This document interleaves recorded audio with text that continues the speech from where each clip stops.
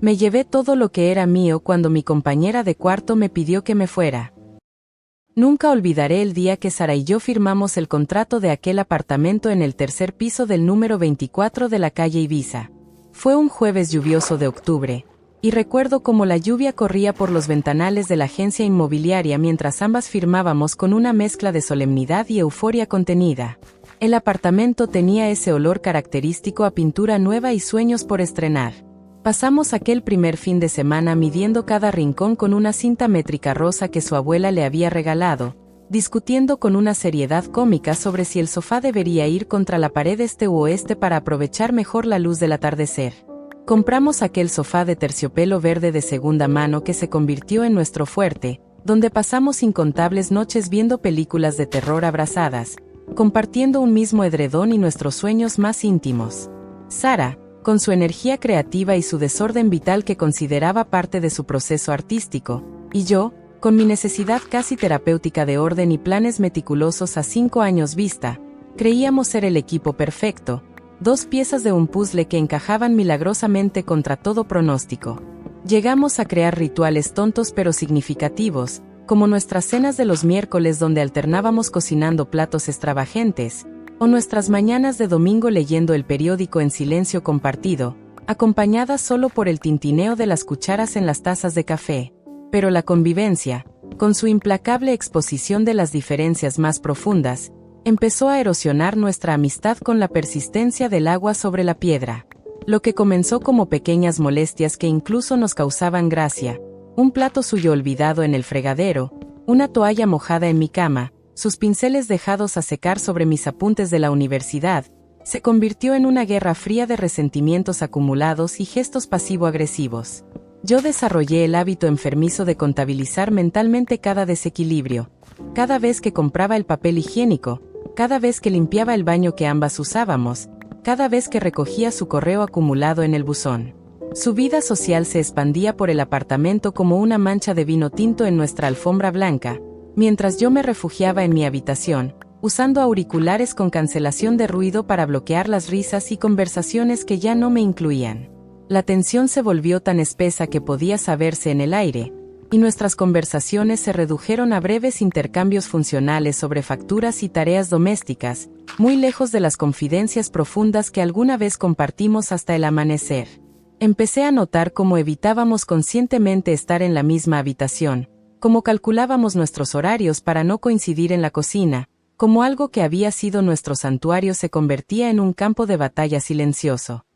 El punto de ruptura definitivo llegó un martes particularmente gris de noviembre, después de un día devastadoramente difícil en el trabajo donde mi jefe me había humillado públicamente en una reunión por un error que ni siquiera era mío. Llegué a casa con los nervios destrozados, buscando desesperadamente consuelo en lo que alguna vez había sido mi refugio, y me encontré con que Sara había convertido nuestro salón en un estudio de pintura improvisado para ella y dos amigas que apenas conocía. El olor penetrante a trementina me golpeó al abrir la puerta, y vi con creciente horror cómo una de sus amigas había apoyado descuidadamente una taza de café caliente directamente sobre la mesa de centro de madera clara que mi abuela me había regalado, dejando un marcado y permanente anillo blanco en la superficie barnizada. No fue solo el daño material lo que me quebró definitivamente, sino la total indiferencia hacia lo que ese mueble significaba para mí, hacia mi espacio, hacia mi necesidad de paz en un momento de vulnerabilidad. Esa noche, cuando por fin nos quedamos solas después de que sus amigas se marcharan, se lo dije con la voz quebrada por la emoción contenida, mis palabras saliendo entrecortadas mientras señalaba la marca en la mesa. Su respuesta me heló la sangre hasta la médula. Tal vez el problema no sea la pintura, Andrea. Tal vez el problema fundamental es que eres increíblemente inflexible y controladora. Esto es también mi casa, y no voy a pedir disculpas por vivir en ella, por crear en ella.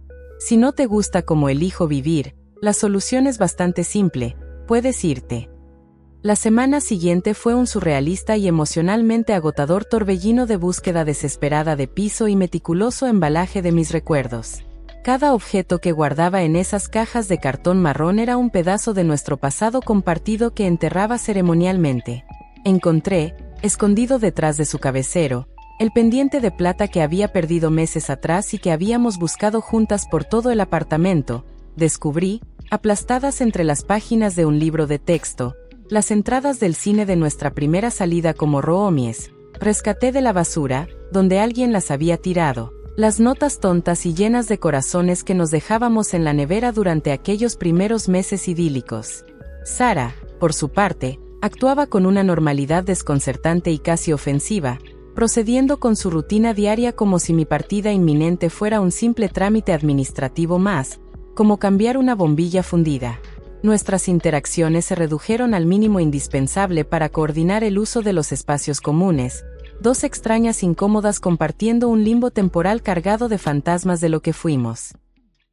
La mañana de la mudanza, el aire estaba cargado de un silencio elocuente mientras los operarios cargaban el último de mis muebles en el furgón. Me detuve un momento en el centro del salón ya vacío y extrañamente amplio. Las paredes estaban desnudas, mostrando solo las marcas pálidas donde alguna vez colgaron nuestras fotografías y sus cuadros, y el eco de nuestras risas y discusiones se había esfumado por completo, absorbido por la neutralidad del espacio vacío. Sara observaba desde el marco de la puerta de su habitación con una expresión impasible que no supe descifrar. ¿Era alivio, tristeza, indiferencia?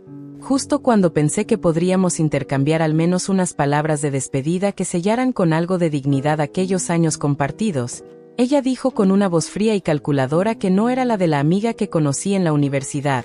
Por cierto, he revisado las cuentas compartidas hasta el último céntimo. Todavía me debes 38 euros por la factura de la luz de marzo.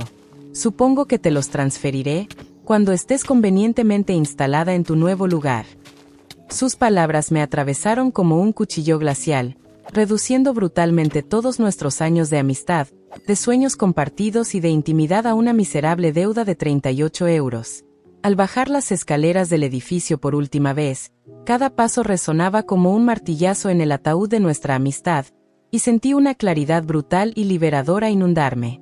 En lugar de subir directamente al asiento del copiloto del furgón, con un impulso casi visceral, abrí la puerta trasera del vehículo y busqué entre mis cajas marcadas salón hasta encontrar la única cosa de ella que, por descuido o quizá por una ironía del subconsciente, había metido entre mis pertenencias, una vieja, gastada y subrayada guía de viaje de Italia de la editorial Lonely Planet, sus páginas llenas de anotaciones al margen, direcciones de hostales, y los sueños de aquel viaje a Toscana que siempre planeamos pero que nunca llegamos a cumplir.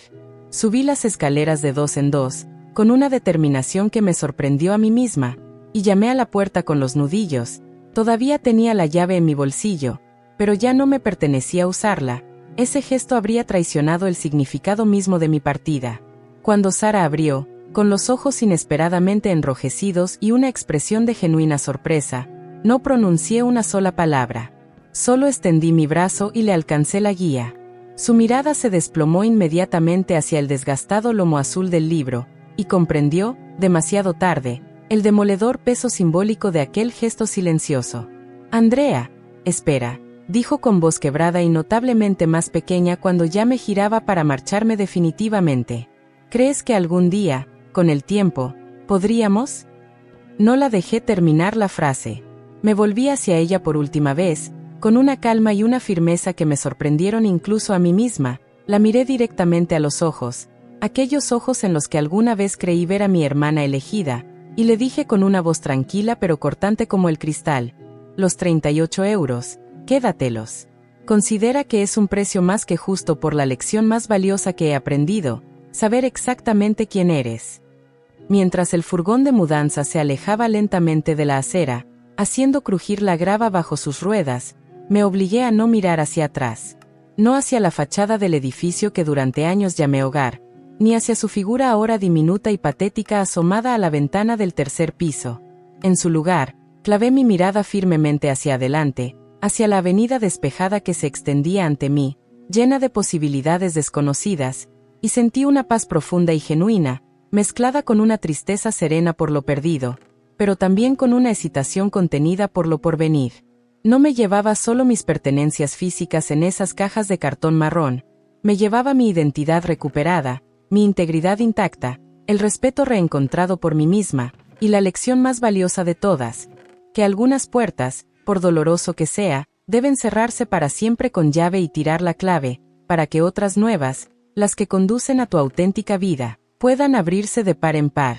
Y la última imagen que Sara tendría de mí para siempre no sería la de una chica derrotada y llorosa cargando sus miserias en cajas, sino la de una mujer entera, dueña absoluta de su silencio y de su futuro, llevándose consigo, en el equipaje más preciado, la libertad radical de ser exactamente quien era, sin concesiones ni disculpas. Y mientras el vehículo giraba a la esquina, borrando para siempre la silueta de aquel edificio que durante años creí mi hogar, sentí un torbellino de emociones contradictorias que me sacudieron hasta los cimientos. Un sollozo se escapó de mi garganta, no por la Sara que perdía, sino por la Andrea ingenua que fui, por aquella chica que firmó el contrato con ilusión ciega y que durante meses caminó de puntillas en su propia casa, conteniendo la respiración para no molestar. Lloré por las noches de películas que ya nunca volveríamos a compartir, por el sonido de su risa que antes me hacía sentir en casa, por los planes de viaje a Italia que ahora se pudrirían como páginas olvidadas en una guía polvorienta. Pero entre lágrima y lágrima, una risa ronca y liberadora emergió desde lo más hondo de mi ser, una risa que limpiaba el alma mientras las últimas fachadas familiares desaparecían por la ventana. Reí con la fuerza de quien acaba de quitarse una mochila llena de piedras que cargó durante demasiado tiempo. Reí por el espacio que se abría ante mí, limpio de promesas rotas y facturas impagas. Reí al comprender que cada caja en el furgón representaba un fragmento de mí que recuperaba. Porque en ese instante crucial, mientras la ciudad desconocida se extendía ante mis ojos, entendí con una claridad que me estremeció. No me marchaba con las manos vacías, sino con el único tesoro que realmente importa cargar en este viaje de la vida, mi propia piel, salvada del naufragio, intacta en su dignidad, dueña absoluta de su destino y, por primera vez en años, completamente, radicalmente, libre.